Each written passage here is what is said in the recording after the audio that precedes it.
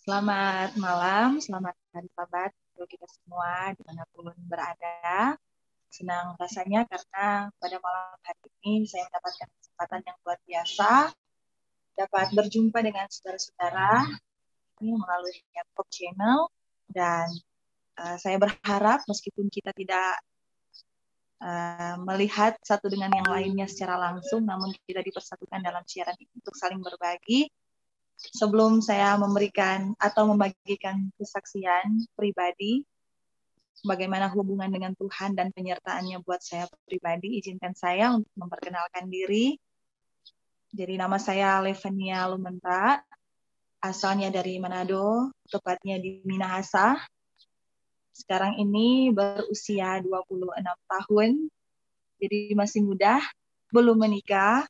Namun pada kesempatan ini Tuhan berikan kepercayaan untuk dapat melayani dia dalam bidang pelayanan.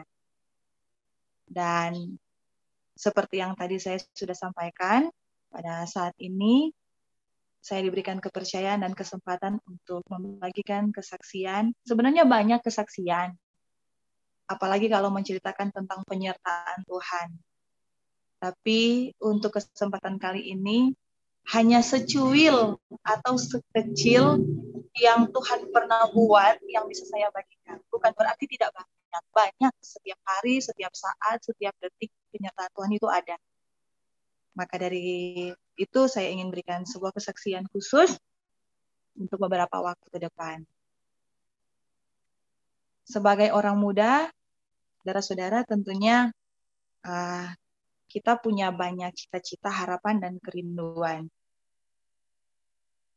Dan saya memiliki banyak sekali harapan untuk di usia yang muda ini saya dapat bekerja dan menjadi berkat buat orang lain. Bukan hanya untuk diri saya sendiri, namun menjadi berkat buat orang lain. Dan saya dituntun, saya diberikan kesempatan oleh Tuhan untuk bisa merasakan kebaikannya ketika saya ingin menggapai cita-cita dari kecil. Bagi orang lain ketika ingin mencari atau menggapai cita-cita, tujuannya adalah untuk kehidupannya pribadi. Tapi saya, latar belakang keluarga saya, maka ada kerinduan dari hati yang paling dalam untuk bisa menjadi berkat. Dan cita-cita itu adalah cita-cita untuk menjadi seorang hamba Tuhan yang terjun dalam pelayanan pekerjaan Tuhan. Pada tahun 2013, waktu saya lulus SMK, saya sempat berpikir untuk, tidak mudah rasanya bagi saya untuk bisa menggapai cita-cita dengan latar belakang keluarga yang notabene-nya punya ekonomi yang standar. Banyak orang yang mau sekali untuk menempuh pendidikan, namun sayangnya terhambat dengan masalah finansial. Dan waktu itu yang saya rasakan. Saya berpikir, Tuhan, saya punya cita-cita yang luar biasa sebenarnya. Saya mau dipakai oleh Tuhan. Tapi kok rasanya tidak bisa ya menggapai cita-cita tersebut oleh karena masalah finansial, melihat keluarga yang ekonominya itu kurang pada saat itu.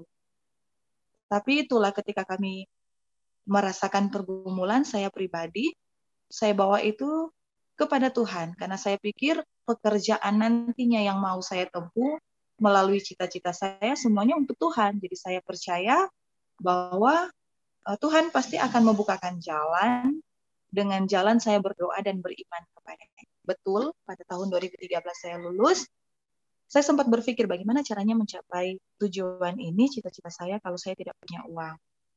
Terbesitlah dalam pikiran saya untuk kerja dulu.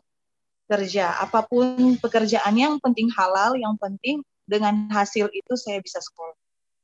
Tapi ketika saya mulai bekerja, saya mendapatkan satu pergumulan di mana saya mulai sering sakit-sakitan. Dan oleh karena saya mendapatkan pergumulan itu, saya harus mengalami yang namanya pemecatan dalam pekerjaan saya. Sempat saya berpikir, Tuhan kok begitu ya? Padahal tujuan saya adalah untuk mengumpulkan uang, menempuh pendidikan, menggapai cita-cita saya untuk menjadi hamba Tuhan dan melayani Tuhan. Tapi kok sepertinya tidak ada jalan. Kenapa saya harus dipecat sementara saya mencari uang untuk menempuh pendidikan tersebut? Namun itulah pandangan dan pikiran manusia. Saya belum mendalami maksud-maksud Tuhan dalam kehidupan saya. Apa sih jalan yang harus saya tempuh? Saya belum bertanya lebih kepada Tuhan. Seiring berjalannya waktu, saya tidak mau tinggal diam. Saya tetap berdoa kepada Tuhan dan saya bilang, Tuhan, saya tetap mau untuk jadi hamba Tuhan. Saya mau bekerja dalam pekerjaan ini. Jadi buka jalan. Kalau pintu yang satu sudah tertutup, tolong buka pintu yang lainnya. Saya minta sama Tuhan. Dan singkat cerita, akhirnya kesempatan untuk menempuh pendidikan walaupun tidak mudah. Saya datang ke Universitas Kelabat, tempat saya menempuh pendidikan. Dan di sana saya menempuh pendidikan seperti yang saya sudah bilang, itu tidak gampang. Bagi orang lain yang menempuh pendidikan langsung saja masuk dengan biaya daripada orang tua. Santai saja masuk kuliah. Tapi yang harus saya pikirkan ketika saya harus masuk untuk menempuh pendidikan, Tuhan, saya tidak punya uang. Bahkan pada kondisi saat itu orang tua belum bisa memberikan biaya sepeser pun buat saya menempuh pendidikan saat itu. Dari mana uang yang harus saya dapatkan? Tapi itulah penyertaan Tuhan. Karena mau, ada niat, dan punya iman kepada Tuhan, Tuhan buka jalan. Ada-ada saja orang-orang yang dengan tulus hati, tangannya terbuka dengan penuh keikhlasan untuk menolong saya dalam saya menempuh pendidikan saat itu. Bukan hanya karena ada bantuan dari orang lain, tapi saya juga berusaha. Saya diberikan hikmat oleh Tuhan untuk kalau boleh Leva, selama kamu masih kuat, masih sehat, dan kampus itu memberikan jalan supaya kita bisa berkuliah dengan cara berdikari, maka saat itu saya juga berdikari. Jadi masih status student labor sampai akhir. Sampai akhir kuliah itu saya student labor. Saya bekerja. Dan yang saya rasakan waktu itu saya tidak pernah merasa malu. Ketika saya menempuh pendidikan, orang lain mungkin dengan pakaian yang sangat rapi, dengan adanya uang di tangan, berkuliah, saya harus menempuh pendidikan itu dengan berdikari. Di depan kelas harus menyapu, mengepel, pagi-pagi buta harus bangun. Karena ada pekerjaan yang harus saya buat sebelum saya datang ke kelas untuk kuliah, untuk belajar. Rasa-rasanya sebagai orang muda ini harusnya membuat saya malu. Tapi saya tahu saya punya tujuan dan target. Kenapa saya ada di Universitas Kelabat. Dan Tuhan menuntun saya walaupun dalam menempuh pendidikan saat itu, sekali lagi, sudah ada donatur, sudah ada pekerjaan, yaitu berdikari, ada uang yang masuk di sekolah supaya dapat membiayai saya, itu tidak cukup. Ternyata itu masih belum cukup. Saya bergumul, Tuhan, karena saya bilang sama Tuhan, Tuhan, ini tidak cukup. Bahkan pun setiap ada panggilan bisnis office, nama saya selalu tercantum di sana untuk dikeluarkan di kelas. Kenapa? Karena harus menyelesaikan keuangan. Pasti nama saya akan tercantum di sana. Tempat di mana saya banyak bergumul cuma satu. Bukan di asrama, bukan di tempat saya bekerja.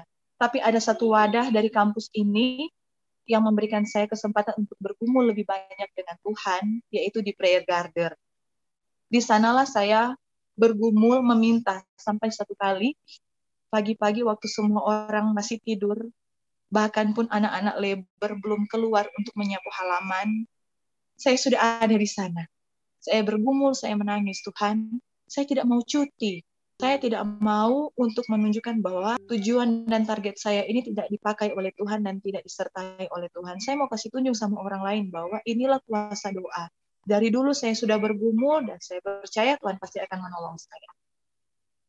Dan saudara, sekali lagi, sebagai manusia yang berdosa, mulut ini tidak cukup untuk menyampaikan bagaimana penyertaan Tuhan yang sangat luas dan sangat banyak. Tapi singkat cerita, dari segala perjuangan yang saya buat, Tuhan mengindahkan semua doa-doa saya, Tuhan mendengar, dan pada tahun 2020 Februari saya ditamatkan. Saya pernah berdoa kepada Tuhan, Tuhan tolong saya tidak mau cuti. Orang tua sepeser pun tidak memberikan saya uang, dan saya mau tunjukkan kepada orang tua bahwa saya bisa dengan pertolongan dan benar. Tahun 2020 saya diwisudakan, dan itu bukti untuk orang tua saya bahwa saya bisa bersama dengan Tuhan walaupun harus berdikari dan tanpa biaya sepeser pun dari Tuhan. Pun sampai detik ini pun Tuhan masih menolong saya. Makanya saya imani satu hal ini. Kalau Tuhan sudah buka jalan di awal, tidak perlu ragu lagi dalam perjalanan kita. Sampai pada akhir pun Tuhan akan tetap bersama. Dan sampai saat ini saya turut merasakan penyertaan itu. Saya berharap bahwa apa yang menjadi kesaksian saya walaupun singkat, akan menjadi pengalaman iman yang boleh saya bagikan kepada saudara-saudara. Ingat, kalau kita sementara dalam pergumulan, lalu kita sudah lihat Tuhan buka jalan di awal, pertengahan pun Tuhan akan tetap tuntun, sampai pada akhir pun Dia tetap ada untuk kita. Saya ingat satu kutipan terakhir dari seorang penulis Kristen terkenal namanya Ellen White. Dia katakan, kita tidak perlu ragu pada masa depan kita, kecuali kita melupakan pimpinannya di masa lampau. Jadi kalau saudara dan saya melupakan pimpinannya di masa lalu, kita akan ragu dengan masa depan. Tapi kalau kita ingat masa lalu Tuhan sudah pimpin, maka di masa depan Dia pakai. Yeremia 29, Yeremia 11 ayat 29 mengatakan, sebab aku ini mengetahui rancangan apa yang ada padaku mengenai kamu, demikianlah firman Tuhan, yaitu rancangan damai sejahtera dan bukan rancangan kecelakaan, untuk memberikan kepadamu hari depan yang penuh harapan. Saya harap ini juga menjadi kekuatan buat kita semua melalui firman Tuhan yang sudah sampai. Terima kasih, mungkin itu sekian dari kesaksian saya, dapat bermanfaat untuk kita semua. Tuhan Yesus memberkati, selamat sabat.